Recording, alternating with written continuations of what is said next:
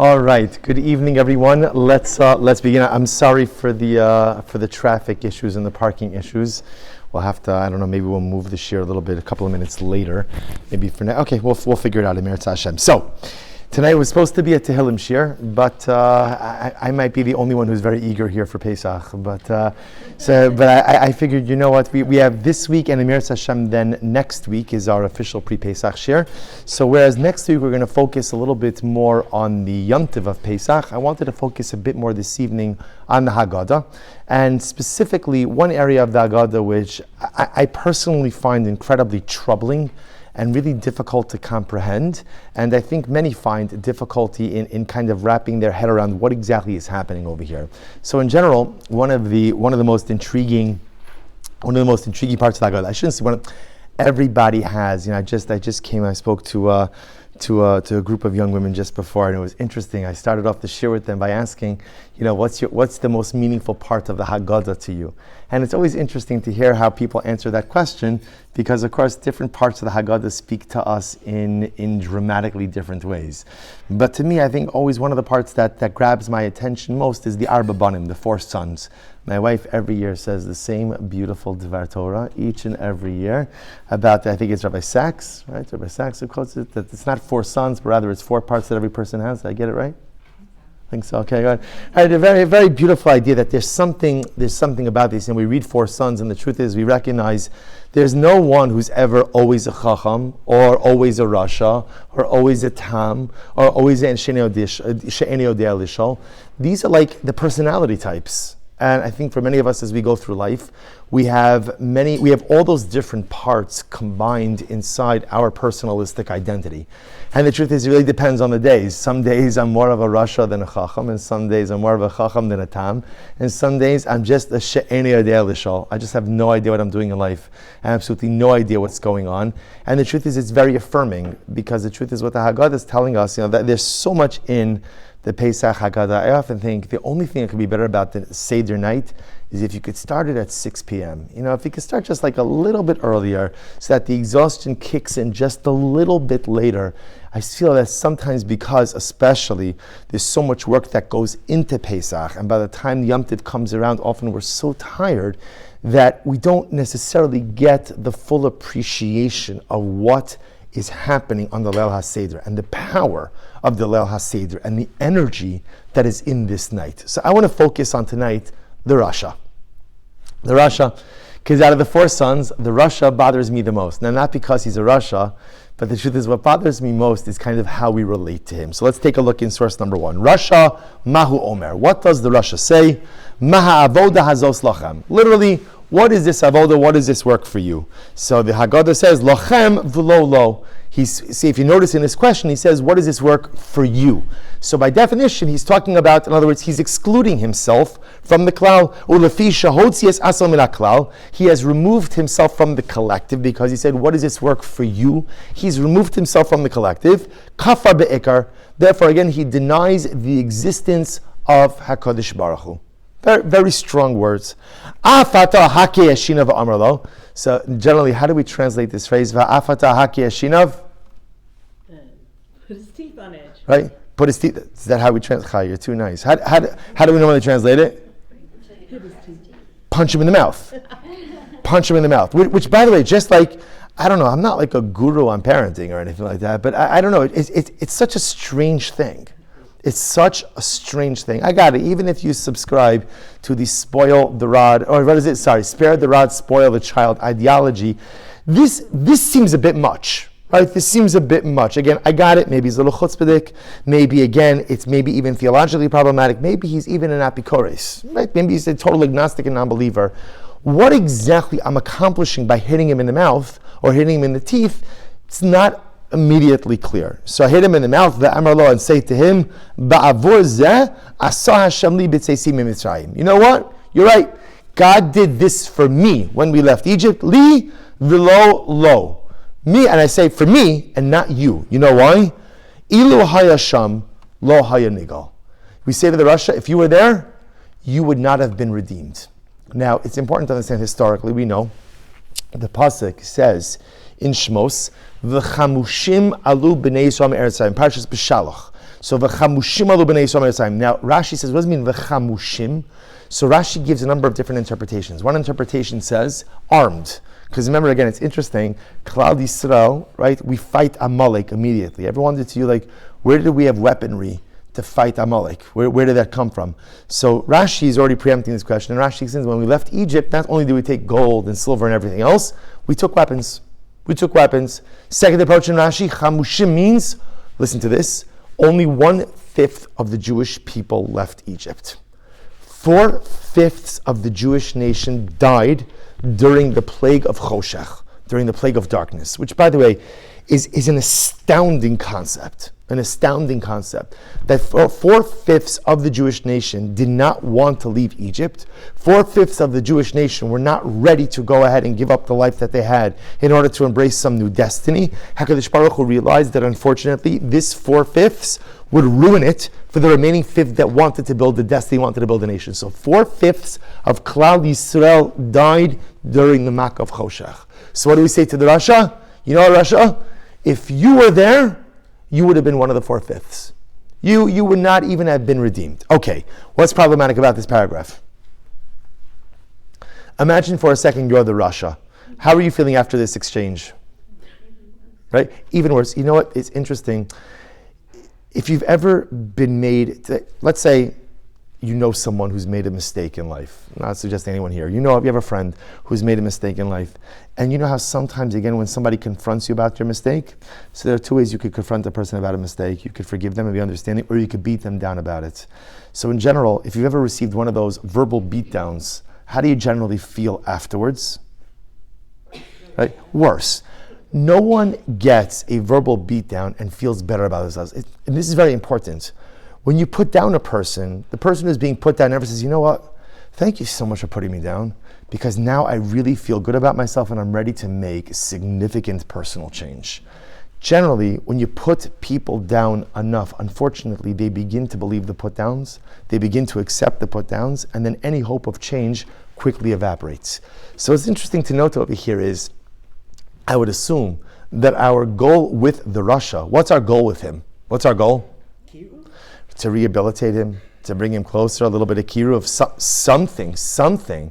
But what are we doing over here? In other words, what is it exactly that is happening over here? Look, now, again, because look at the 3 parts. There's the Rasha's question. What is all of this work for you? Then there's how we interpret that question. Oh, for you, but not for him. He excludes himself from the klal. So what do we say to him? You're right, you're not included. Because had you been in Egypt, you would not have been redeemed. It just begs the question of, like, what are we doing?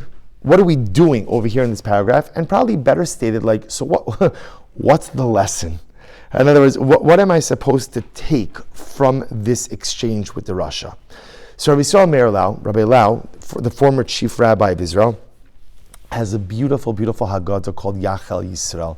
My favorite Haggadah. I don't know that you could purchase it here in America, but I got it a number of years ago in Eretz Yisrael. And Rabbi Lau writes just beautiful commentaries on the Haggadah. There is like a smaller, like adapted version that they have, but everything beautiful. So Rabbi Lau asks in number 2. He says, She'elah meforsemesi. It is a very well-known question. So he asks a different question. He says, Ma be'etzem mavdil bein she'elas haben hachacham l'she'elaso shel haben harasha. So Rabbi Lau asks a very famous question. His question is, I don't understand. Everybody's jumping on the Rasha because he says, Maha avoda hazos lachem. What is all this work for you? And the focus is on the lachem, for you. In other words, he's not saying, what is this for us? He's saying, what is this for you? So he is excluding himself, extracting himself, removing himself from the collector. But that says, 1 second, hold up. Go back to number 1 for just a moment. Look on the left-hand side in source number 1. Chacham, mahu omer, ma'edos v'chukim v'mishpatim asher tziva Hashem Elokeinu eschem. Rabbi Lau says, 1 second. The Chacham pretty much asks the same question, a little bit more verbose, right? But the Chacham says, what are these? Eidos, Chukim, and Mishpatim, these are all different types of halachas. What is all of this stuff that Hashem commanded you?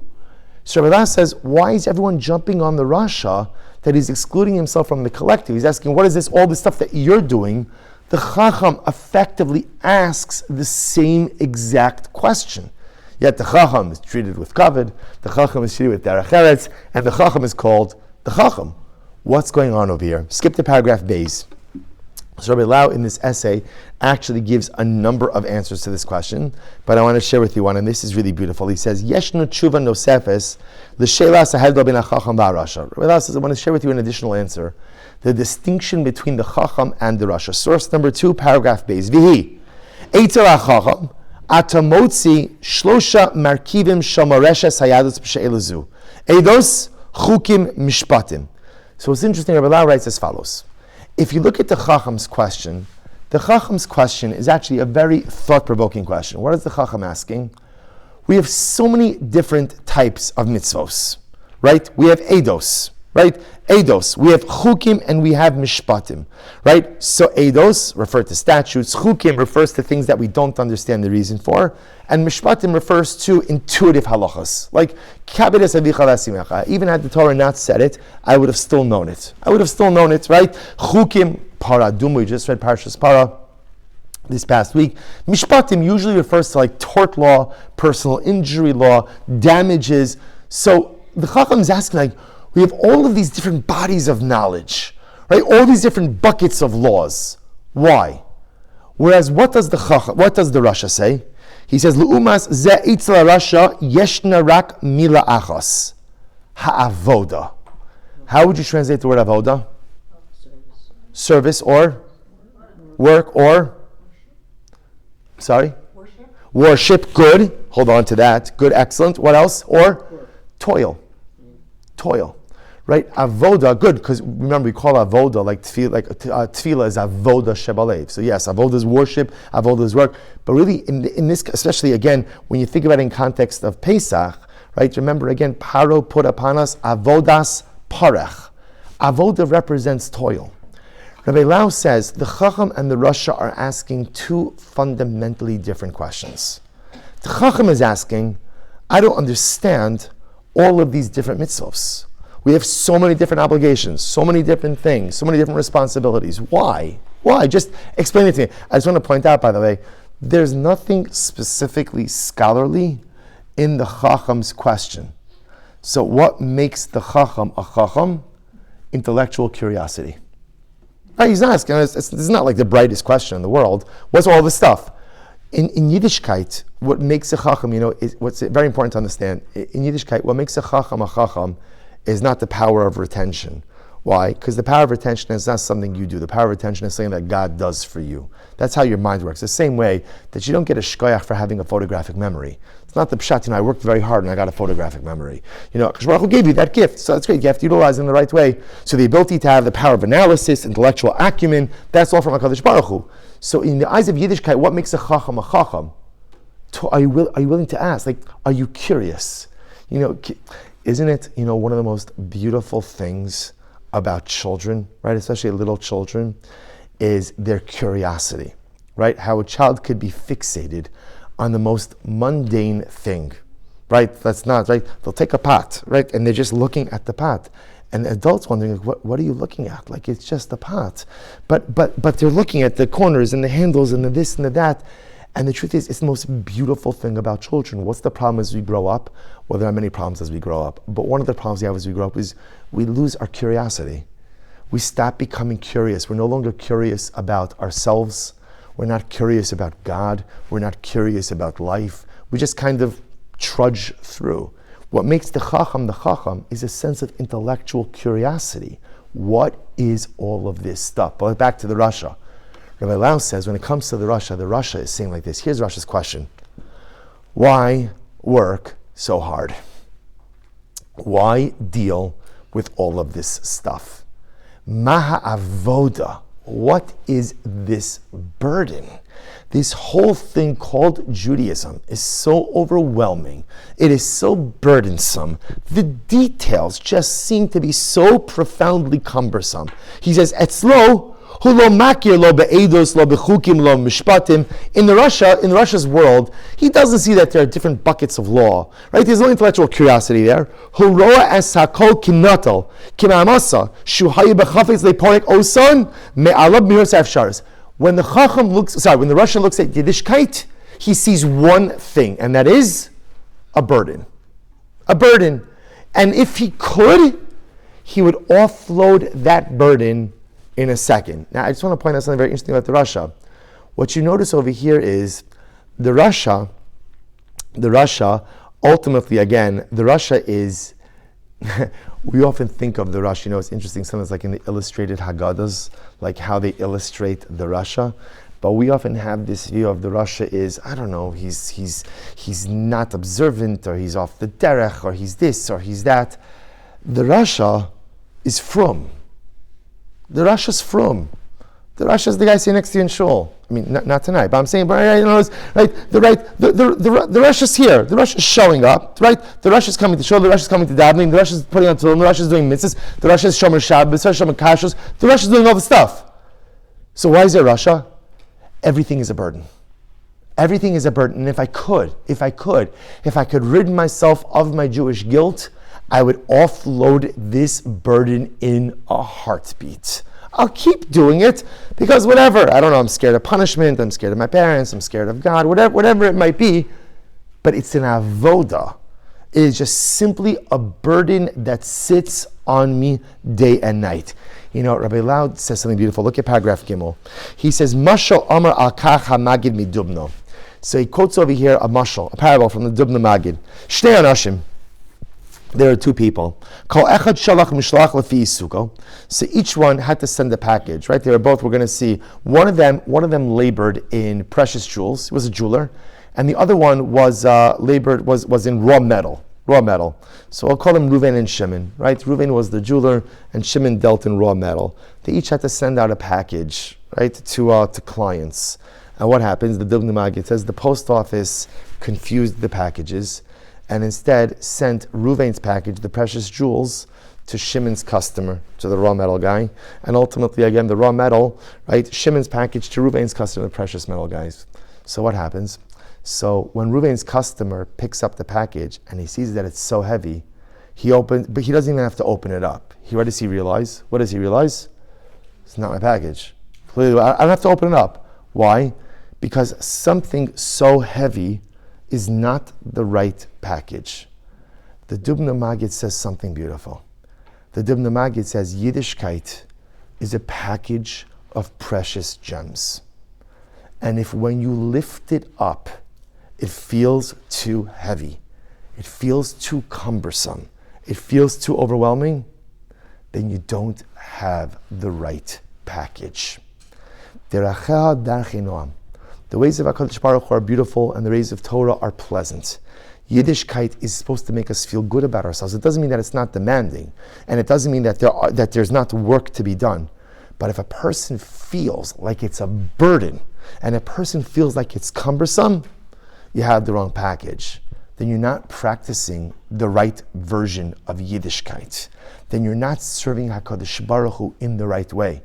Because Yiddishkeit is that beautiful package of precious gems that when you pick it up, it's easy to pick up, it's beautiful to look at, and it's even more beautiful to wear.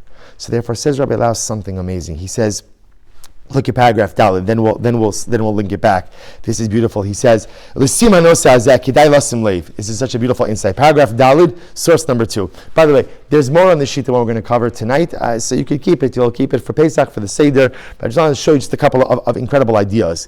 He says like this, so Rabbi Lau writes, we have the custom to make a big party for a bar mitzvah, bas mitzvah.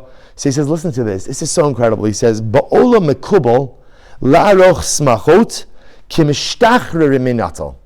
This is incredible. The way of the world is, when does the world make parties?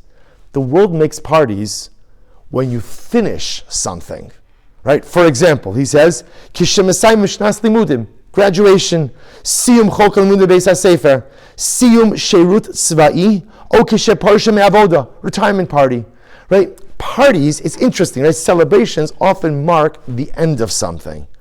Etzleinu, kishenar ben 13 nichnas la'ol Torah mitzvos, hu mitzayin zos b'chagiga rabba. It's incredible.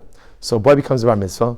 What do? Now you have this new incredible amount of responsibility on your shoulders. And what do? We make a party. Why? Ki ha'am ha'Yehudi yesh bo hadavar miyuchad hazeh sheknisa la'ol hu legabav sipuk atzum. Because we are the people that when we take on responsibility, it is the absolute cause for dramatic celebration. Tochen va'osher b'chayim.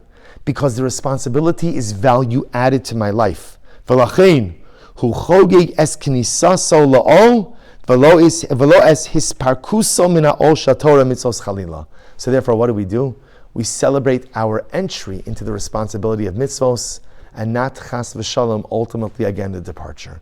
So such a beautiful idea, such a beautiful insight. We celebrate the assumption of responsibility. What's the problem of the Rasha? The Rasha doesn't feel the responsibility to be a privilege. Instead, he feels the responsibility to be a yoke. He feels it to be avoda. It's cumbersome. So why is this incredibly amazing? Because the truth is, at least I think, it changes your view of the Rasha. Right? Suddenly, all my life, I'm looking at the Rasha as some evil guy. Now, how do you look at the Rasha? How do you look at him? It's sad. Yeah. It's sad. It's sad that there's someone walking around with such a skewed and negative view of his Yiddishkeit. That instead of looking at his Yiddishkeit as a beautiful package of precious jewels sent down to him from HaKadosh Baruch Hu, that is so value added to existence, that is so value added to life, all he sees in the entirety of Yiddishkeit is one word, avoda. It's just toil. And again, he's going to do it, he's going to show up, he's going to fulfill his responsibilities, but day in and day out, it just feels so heavy. And it really struck a chord with me, because I think that all of us, I think sometimes we may struggle with this same yesod as well. And it's not an accident that this is brought up in the context of Pesach. Because sometimes, especially in preparing for Pesach, right, sometimes again a person has that moment where they're like, I don't know what I'm doing. I don't know why I'm doing this. I don't know why this matters. I don't know if this is too much, it's too difficult, it's too cumbersome, it's an avoda. So it's interesting, like it's natural and it's normal for a person to have those moments of Rasha-like feeling, where I just feel so overloaded by the expectations by HaKadosh Baruch Hu that the whole thing becomes cumbersome. So if you look at number 3, I want to share it something. So the question is, being that, again, referencing my wife's Devar Torah, that all of us have this Rasha inside of us also, right? We all have this. We all have moments like this, where I wish, again, it's okay to articulate it, like, I wish I didn't have to do this. I wish this wasn't an obligation upon me. I wish it didn't feel like such a dramatic avoda. That's the Rasha. Those are the Rasha moments in life. So the Piazetzna in his Sefer B'nai Machshava Tova. So this is an incredible Sefer. We actually were learning. We had a shir on Thursday. We have a shir on Thursday night. It's a Chassidus Chabura. We actually did this Sefer. This is an incredible Sefer. It's a very, very small Sefer written by the Piazetzna of Klonim Iskal Shapir Hashem Yikom Damo, was killed by the Nazis in the Warsaw Ghetto. And before the war, the Piazetzna was approached by a group of Talmidim. And it's incredible. They asked their Rebbe for like a manual of personal growth. Give us just like a guidebook for how we go ahead and grow. But what was interesting is the Piazetzna told them, you could do this, but the most effective form of growth is when you grow together with a group. Get a chabura, get a group together, and everybody be focused on some form of growth. And he lays out this entire manual. So I want to share with you something amazing. Look at source number 3. He says something incredible. He says, Kol tachlisenu. This is such a beautiful and incredible piece. Kol tachlisenu, our entire essence, hushen is hapech mi ben shifcha leben melech.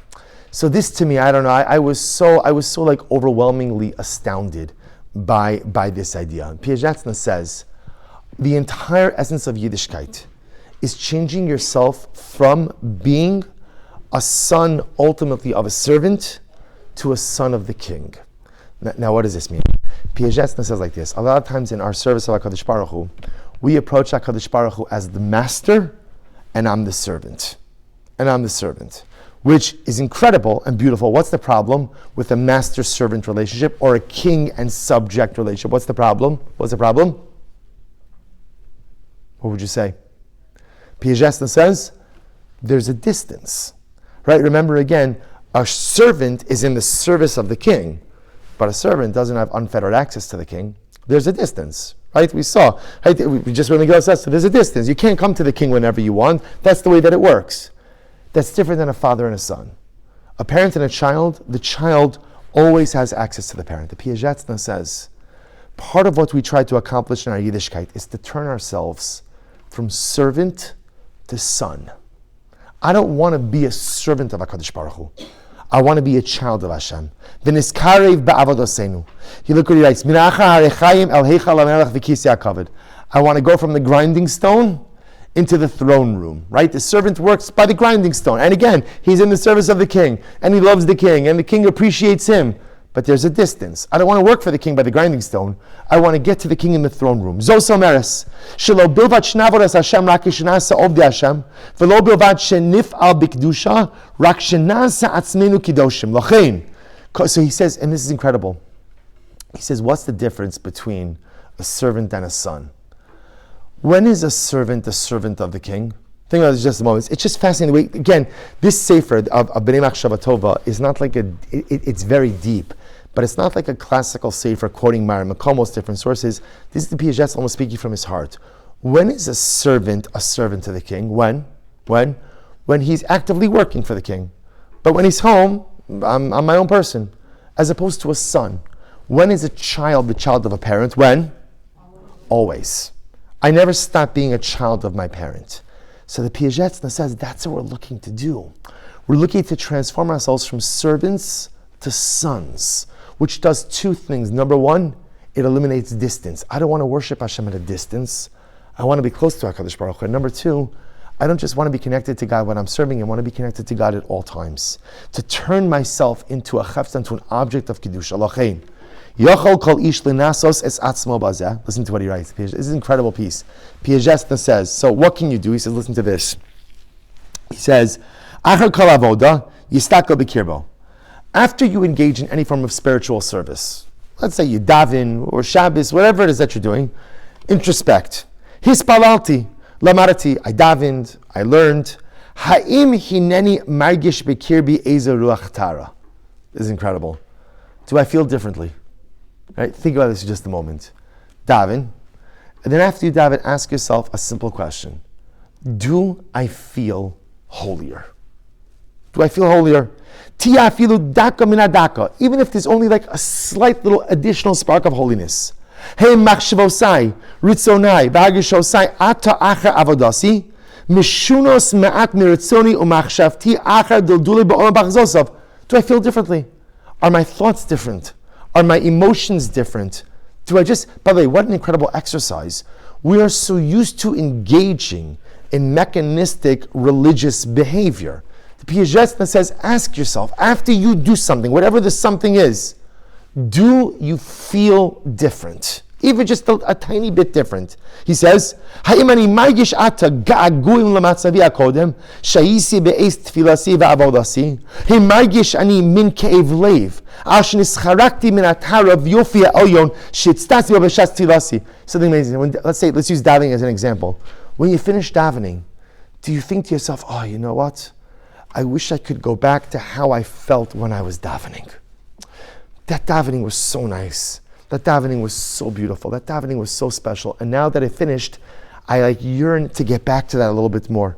This is incredible.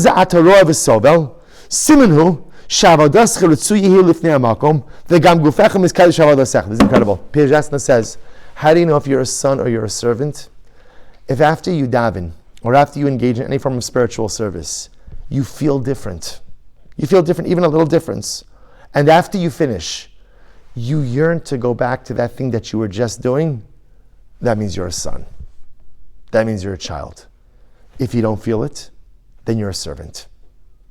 Interesting litmus test. I'll tell you, when I learned this, I was very depressed by this.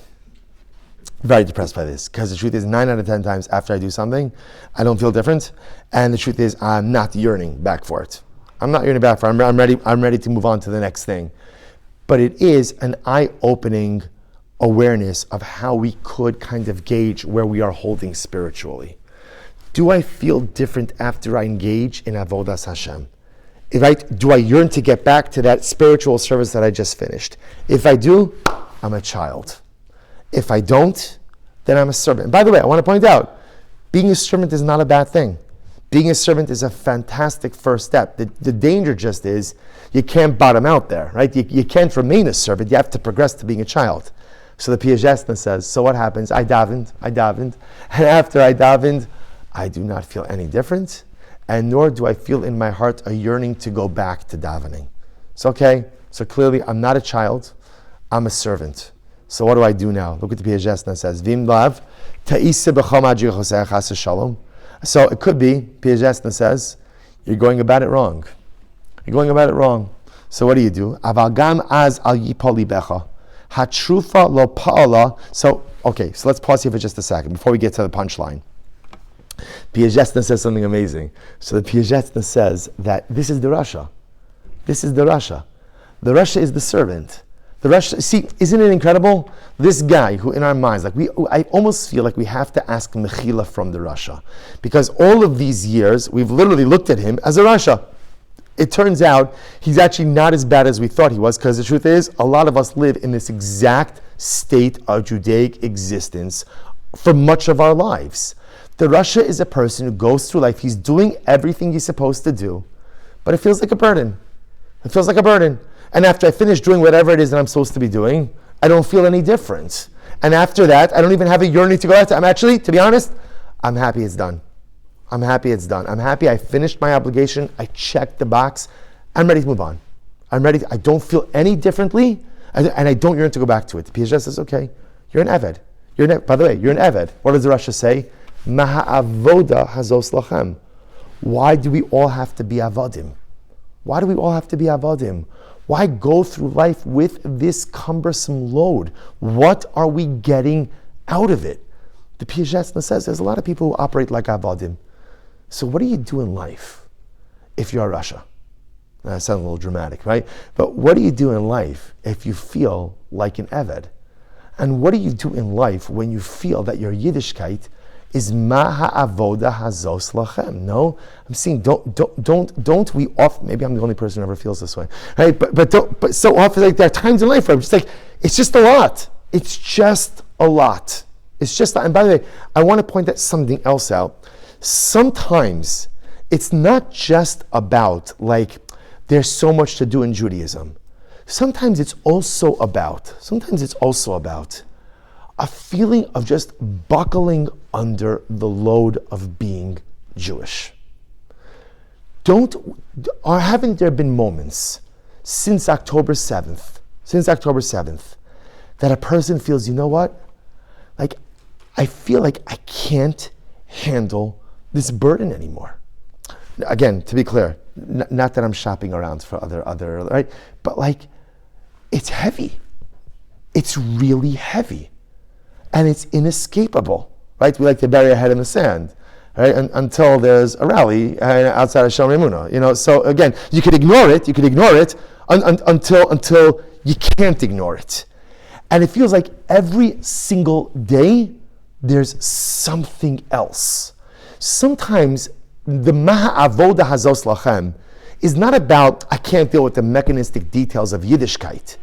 It's that sometimes the responsibility of being a Jew feels so overwhelmingly heavy, right? You read the news, right? And you see again that, I'm sure if everyone's following the news, and you see again how, there are countries that are ready to recognize unilaterally Palestinian state before July. Mamish rewarding terrorism. And then again, you see a news story today, like the IDF accidentally bombed a caravan of people delivering supplies. Like, our holy soldiers are trying to go ahead and wage a war in the most ridiculous circumstances that any other army would just carpet bomb and not worry about anyone. Collateral damage is collateral damage. And everything is so precision, and everything with you.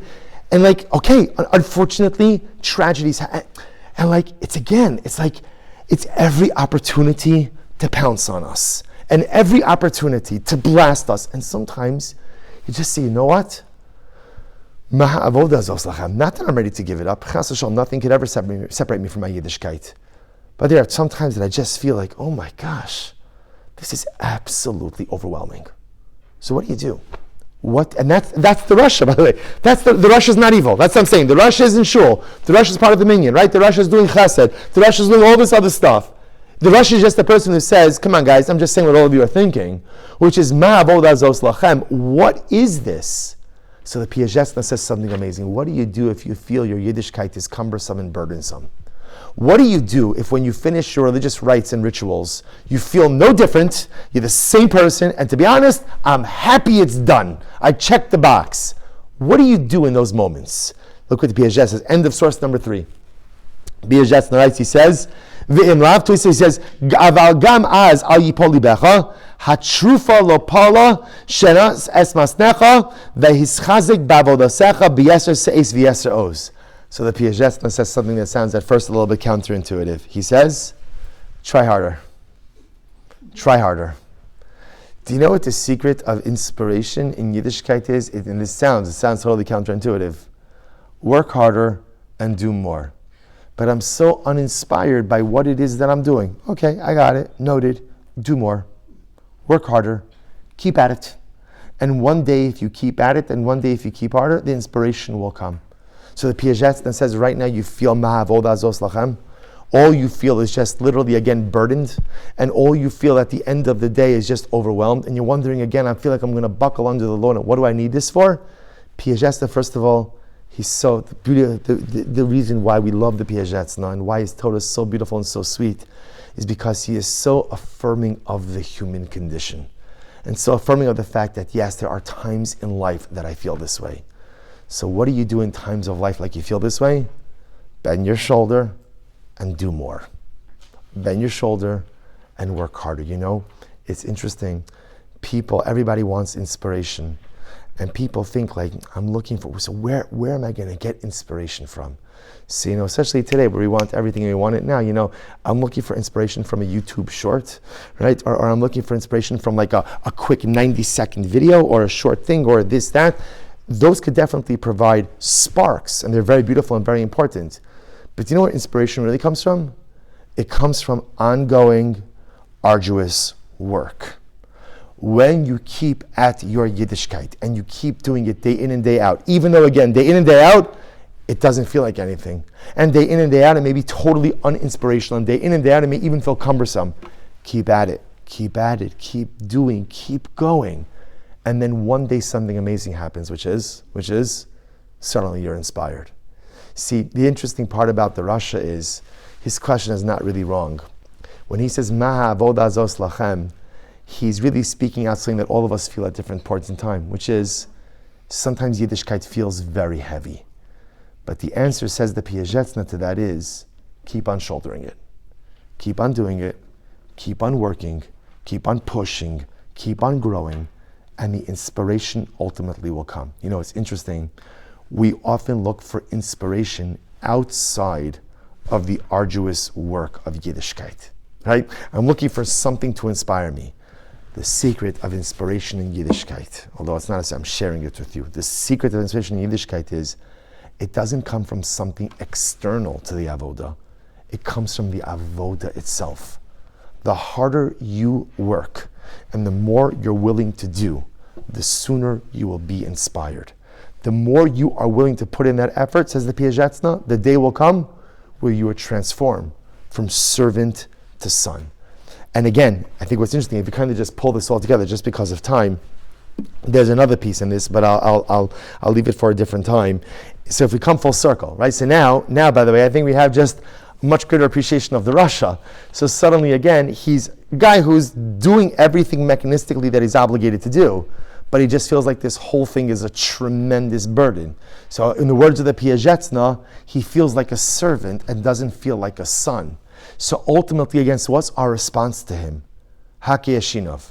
Now, what does hake ashina mean? So we translated before. So literally, again, hake ashina means hit him in the mouth. Although here's the interesting part about this. If that was really what it meant, it would have been hake with a chaf, not a kuf. Not a kuf. So kaha, that lashon can mean a couple of different things. If you take a look at number 5, he says hake ashinav. He says perush taknitenu b'dvarim at sheshinav yunasa chaos. Chaos literally means chaos is like what's the good English word for it? Like something that's kaha means sour. So like when you eat something sour, what do you call the face that you make when you eat something sour? Pucker up. Okay, good. Is that Okay, whatever. Sour face, but I mean like a sour face. But you understand, like it's almost like you withdraw. Like you eat something and you kind of withdraw a little bit. The Dvar Aaron, one of the Perushim on Haggadah says something. By the way, Dvar Aaron was a Hungarian Rav who wrote, whatever, we'll have to leave him for a different time because we're running out of time. But he says like this.